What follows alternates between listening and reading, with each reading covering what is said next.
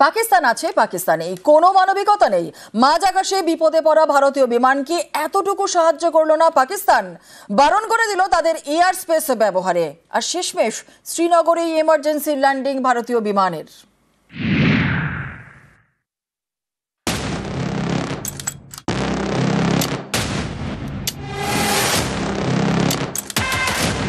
মাঝ আকাশে বিপত্তি, ঝড়ের দাপটে প্লেনের নাক ভাঙে। বিপদে পড়াই ভারতীয় যাত্রীবাহী বিমানকে এতটুকু সাহায্য করল না পাকিস্তান। দিল্লি থেকে শ্রীনগরগামী বিমান বিপদে পড়ে পাকিস্তানের আকাশ ব্যবহারের আর্জি জানায়। লাহোর এয়ার ট্রাফিক কন্ট্রোল সেই আর্জি মানেনি, জানিয়ে দেয় পাকিস্তানের এয়ার স্পেস ব্যবহার করা যাবে না। শেষমেশ ঝুঁকি নিয়ে শ্রীনগরে যায় ভারতীয় বিমান। ইন্টারন্যাশনাল ল অনুযায়ী যদি কোনো ডিসপিউট থাকে তাহলে আমরা যেতে পারি না, but in case of any emergency situation সেগুলো কিন্তু এভায়েড করা যেতে পারে, কিন্তু ডিপেন্ড করছে সেই কান্ট্রি আমাকে অ্যাকসেপ্ট করবে কি করবে না। ভারতবর্ষ কিন্তু এর আগে করেনি। এর আগে যখন পাক যখন দেখায়নি, এটা তাদের নেচার, এটা থেকে আমরা বেরোতে পারবো না। ইন্ডিগোর 6E2142 বিমান বুধবার দুপুরে দিল্লি থেকে শ্রীনগরের উদ্দেশ্যে রওনা দেয়। আচমকা মাঝ আকাশে বিপত্তি, ঝড়ের জেরে বিমানের নাক ভাঙে। বিমানের সামনের সরু অংশকে বলে নাক। যে কোনো বিমানের ক্ষেত্রে এই নাক খুব গুরুত্বপূর্ণ। ওড়ার সময় মেঘ বা বাতাসের গতির বিরুদ্ধে বিমানটিকে এগিয়ে যেতে সাহায্য করে, বাতাসে বিমানের ভারসাম্য বজায় রাখে। এই নাক ক্ষতিগ্রস্ত হলে বিমানটি আবহাওয়ার তারতম্য বুঝতে পারে না, কারণ নাকের পেছনেই থাকে বিমানের ওয়েদার রাডার। এখানেই বিমানের রেডিও থাকে। রেডিও ক্ষতিগ্রস্ত হলে প্লেন যোগাযোগ করার ক্ষমতা হারাতে পারে। নাক ক্ষতিগ্রস্ত হলে নেভিগেশন সিস্টেমেও ব্যাঘাত ঘটে, যার ফলে দিক ভুল করতে পারে বিমান। মাঝ আকাশে নাক ভেঙে এমনই বিপাকে পড়ে ইন্ডিগোর বিমানটি। প্লেনে তখন 220 জন যাত্রী ছিলেন। জম্মু কাশ্মীর সফরে যাওয়া তৃণমূলের প্রতিনিধি দলের সদস্যরাও। বিমানের মধ্যে জরুরি পরিস্থিতির কথা ঘোষণা করতেই ছড়ায় আতঙ্ক।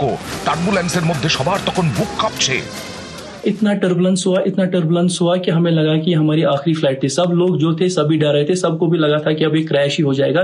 इतना ज्यादा ट्रॉमेटिक एक्सपीरियंस हुआ, ऐसा मैंने आज तक कभी नहीं देखा कि ऐसी टर्बुलेंस अपनी लाइफ में। जब हम प्लेन से बाहर आए, डिबोर्ड हुए, तो हमने जब देखा प्लेन की हालात क्या थी, तो और ज्यादा ट्रॉमेटिक हुए। দিল্লি থেকে শ্রীনগর যাওয়ার পথে বিপত্তি, মাঝ আকাশে পাকিস্তানের কাছে সাহায্য চান পাইলট। যোগাযোগ করেন লাহোরের এয়ার ট্রাফিক কন্ট্রোলের সঙ্গে, কিন্তু পাকিস্তান এতটাই অমানবিক যে এরকম ক্ষেত্রেও তারা পাক এয়ার স্পেস ব্যবহারের অনুমতি দেয়নি। পাক সীমান্তের কাছাকাছি গিয়েও ফিরে আসে ভারতীয় বিমান।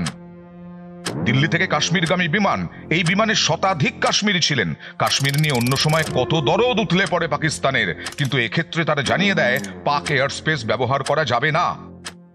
Pakistan is a terrorist state. যারা কাশ্মীরের উন্নতি চায় না, তাদের উন্নতির জন্য পাকিস্তানের কোনো দরদ নেই। ওরা চায় কাশ্মীরের টেরোরিজম আনতে, কোনো পপুলার আপরাইজিং চালায় না। ওরা চায় কাশ্মীরের ক্ষতি করতে। এই পারমিশনটা না দিয়ে পাকিস্তান কিন্তু ইন্টারন্যাশনাল ফোরামে যথেষ্ট মাথা নিচু করলো নিজে। মানবিকতা কাকে বলে সেটা ভারতের থেকে শেখা উচিত পাকিস্তানের। তুরস্ক পাকিস্তানের বন্ধু। ভারতে হামলা চালাতে তুরস্কের ড্রোনও ব্যবহার করে পাকিস্তান। সেই তুরস্কে 2 বছর আগে ভয়াবহ ভূমিকম্প হয়, তখন তাদের পাশে দাঁড়ায় ভারত। পাঠায় উদ্ধারকারী দল, বিপর্যয় মোকাবিলা বাহিনী, চিকিৎসক, ওষুধ। এখানেই শেষ নয়। ভারত কতটা মানবিক সেটা ভালো করে বলতে পারবেন তাদের গর্ব ওয়াসিম আকরামও। পারমিশন চেয়েছি, সে আমাকে পারমিশন দেয়। এটা আমি সেই ক্ষেত্রে বলবো যে আমার দুর্ভাগ্য, কেননা ভারতবর্ষ কিন্তু এর আগে করেনি। এর আগে যখন পাক যখন দেখায়নি, এটা তাদের নেচার, এটা থেকে আমরা বেরোতে পারবো না। নিউজ 18 বাংলা। পাকিস্তানের ডানায় ফেরকো ভারতের। দেশের আকাশসীমায় আরো 1 মাস নিষিদ্ধ সীমান্ত পারের সব বিমান। পেহেলগাঁও হানার পর 1 মে থেকেই নিষেধাজ্ঞা।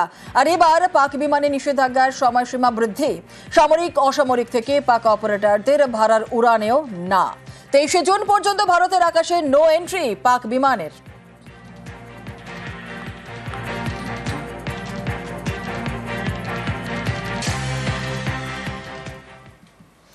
কলকাতা ফ্রেজারগঞ্জের পর হাসনাবাদে উড়ন্ত বস্তু। রাতেই সীমান্ত লাগোয়া হাসনাবাদের আকাশে রহস্যময় আলো। আর হাসনাবাদের কাটাখালে রাতেই রং বেরঙের আলোকবিন্দু। এই আলোকবিন্দু দেখেই স্বাভাবিকভাবেই চাঞ্চল্য সৃষ্টি হয়। চাঞ্চল্য বাংলাদেশি ড্রোন বলেই দাবি প্রত্যক্ষদর্শীদের। ড্রোন নাকি অন্য কিছু, পুরো বিষয়টি খতিয়ে দেখছে পুলিশ। মোবাইল বন্দি ফুটেজে নজর বিএসএফ এরও। আমাদের কিছু ছেলে ব্রিজের উপরে ছিল, তারা একটা ড্রোন দেখতে পায় যে বাংলাদেশ থেকে উড়ে আসে আমাদের কাটাখালী বৌরাট গ্রামের উপর দিয়ে, আবার ঠিক নদীর সাইড দিয়ে বাংলাদেশে তার ড্রোনটা উড়ে চলে যায়। আমরা ছোট থেকে বর্ডার এলাকায়, আমরা জন্ম থেকে বর্ডার এলাকায় আছি, আমরা আজ পর্যন্ত কোনোদিন ড্রোন আকাশে উঠতে দেখিনি। দিনে মানে তো নয়, সেক্ষেত্রে রাত্রেও আমরা কোনোদিন দেখিনি। কিন্তু যেখানে ভারত পাকিস্তানের একটা যুদ্ধ চলছে, কিছুদিন আগে সেই যুদ্ধ বিরতি হয়েছে, ঠিক সেই জায়গায় দাঁড়িয়ে সেই আবহাওয়ায় বাংলাদেশ থেকে একটা ড্রোন ইন্ডিয়া আসলো এবং এখানকার ছবি ক্যাপচার করে আবার বাংলাদেশে ফিরে গেল। এটা আমাদের খুব চিন্তার বিষয়, খুব ভাবনার বিষয়। পদ্মাপাড়ে ফের পালাবদলের জল্পনা। ইউনূসের পদত্যাগের ইঙ্গিতেই জোরালো গুঞ্জন বাংলাদেশে। বিরোধী কাটার মধ্যেই চাপ শরিকদেরও। সেনাপ্রধানের ধমকে এবার সিঁদুরে মেঘ। হাসিনার পরিণতি এড়াতেই মুজিব কন্যার পথে ইস্তফা দিয়ে দেশ ছাড়ার ভাবনা। তদারকি সরকারের প্রধানের সঙ্গে বৈঠকের পর দাবি ছাত্র নেতার। ধোপে টিকছে না গদি বাঁচানোর জারিজুরি। বাংলাদেশের সংস্কারের নামে ভোট পেছানোর আপ্রাণ চেষ্টা ফেল। শরিক সেনার সারাশি চাপে ছেড়ে দেবা কেঁদে বাঁচি দশা ইউনূসের। বছর শেষের আগেই নির্বাচন না হলে বাকিটা বুঝে নেবে বাহিনী। বিএনপি জামাতের জোরালো দাবির মধ্যেই এবার পদ্মাপাড়ের প্রধানকে ডেডলাইন আর্মি চিফের। পদত্যাগ করতে চান তাহলে সহানুভূতি বা পদত্যাগ করে থাকেন, তাহলে সেটা তো সেই সহানুভূতিটা নিয়ে তো ওনার কাজে লাগবে না। না, নিশ্চয়ই আর্মির সঙ্গে কথা বলেছে, অনারেবল রিট্রিট, মানে যার ওনার বিদেশে চলে যাবার বা অন্য কোনো দেশে চলে যাবার সে ভাবনা চিন্তা উনি নিশ্চয়ই করেছেন। সহানুভূতি যখন কখন লাগে, যখন ফিউচারে আপনার কোনো প্রোগ্রাম থাকে। ওনার তো আর ফিউচার মানে বয়সও নেই এবং ওনার ফিউচারে করার সে ধরনের কিন্তু এই 9 মাস 10 মাসের শাসনে এমন ভয় পেয়েছেন, নিঃসন্দেহে ভয় করে যাচ্ছেন। যেটা করতে চাইলেন হয়তো নিজস্ব উদ্দেশ্য সাধন হয়ে গেছে, ফুলফিল হয়ে গেছে, যেটা করতে চাইছেন সেটা করে চলে যাচ্ছেন। ব্যাস, উনি দেশ শাসন করতে আসেনি, সাধারণ মানুষের জন্য যে খুব একটা কিছু করার বাসনা নিঃসন্দেহে ছিল না। তাহলে কিন্তু ওনার কাজকর্মের মধ্যে সে ধরনের একটা ভাবনা যেত লক্ষ্য করা যেত।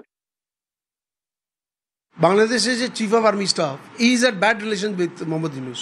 স্পষ্টভাবে উনি বলে দিয়েছিলেন যে ইলেকশন হওয়া দরকার ডিসেম্বর মাসের মধ্যেই। মোহাম্মদ ইউনূস বলেছিলেন elections will be held between December and June. এই জিনিসটা কিন্তু দেখা যাচ্ছে যে ওদের মধ্যে একটা মনোমালিন্য করছে। ওদের ফরেন মিনিস্টার যিনি, উনিও রিজাইন করেছেন। এইটাতে আমেরিকার কোনো হাত আছে কিনা কিংবা এটা কোনো ডিপ স্টেট ইজ ওয়ার্কিং, সেই জিনিসটা কিন্তু জেনে দিল। শেখ হাসিনার আওয়ামী লীগ কিন্তু 3-3 বার ব্যান্ড হওয়া সত্ত্বেও আবার বারবার ফেরত এসছে। সো ক্লিয়ার ইন্ডিকেশন দ্যাট যদি আওয়ামী লীগ ফেরত আসতে চায়, ব্যান্ড প্রথমে উঠে যাওয়া উচিত এবং ইলেকশন যদি হয় নিরপেক্ষভাবে, তাহলে আমি ভাবো যে বাংলাদেশ ক্রমশই ডেমোক্রেসির দিকে যাচ্ছে এবং ভারতবর্ষ চাইবে যে বাংলাদেশ ডেমোক্রেটিক কান্ট্রি হওয়া উচিত।